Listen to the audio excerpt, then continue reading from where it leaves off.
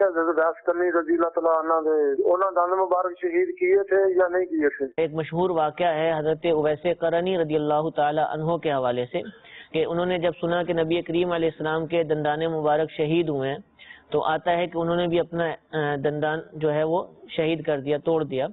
کیا ایسا درست ہے؟ کیا واقعہ تھا؟ کچھ تھوڑا سا ارشاد فرمائیں. دیکھیں، میں اس حوالے سے چند باتیں عرض کرتا ہوں. پہلی چیز تو یہ کہ نبی کریم صلی اللہ تعالیٰ علیہ وآلہ وسلم کے جو دندان مبارک شہید ہوئے غزوہ احد کے اندر، تو اس حوالے سے پہلی تو جو ہماری تحقیق ہے وہ یہ ہے کہ مکمل دندان مبارک شہید نہیں ہوئے، بلکہ اس کے کچھ حصے یہ شہید ہوئے جس نے حسن و جمال کو مزید بڑھایا.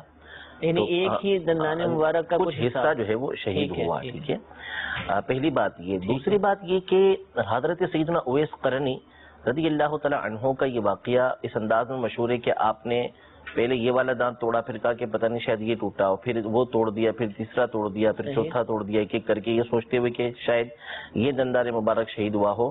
تو ایسا واقعہ، یعنی آپ کے دندان مبارک شہید کرنے کا واقعہ، یہ کسی بھی مستند کتاب سے ہماری نظروں سے نہیں گزرا کہ آپ کی سیرت طیبہ کے اندر اس طرح کا واقعہ لکھا ہو.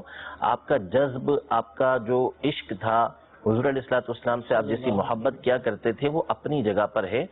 لیکن عشق و محبت کو بیان کرنے کے لیے ضروری نہیں ہے کہ ایسے واقعات بیان کیے جائیں کہ جو جب تک ہمیں معلوم نہ ہو، ثبوت نہ ہو، تو اس کو بیان نہ کریں. عشق و محبت کی ان کی بہت ساری باتیں ہیں اور ان کی فضیلت اتنی کافی ہے. مسلم شریف کے اندر حدیث مبارکہ ہے کہ فرمایا کہ خیر التابعین اویس قرنی، یعنی بہترین، سب سے بہتر تابعین جو ہیں وہ سیدنا اویس قرنی رضی اللہ تعالی عنہ ہیں. تابعین میں افضل ترین ہستی ہیں یہ. اور صحابہ کرام علیہم رضوان ان کے پاس آئے اور ان سے دعا کروائی. تو فضیلتیں ان کی بہت ساری ہیں. تو اس لیے اس طرح کا واقعہ جب تک کسی مستند کتاب کے اندر آپ نہ پڑھیں، ہرگز آگے اس طرح کی باتوں کو نہ بیان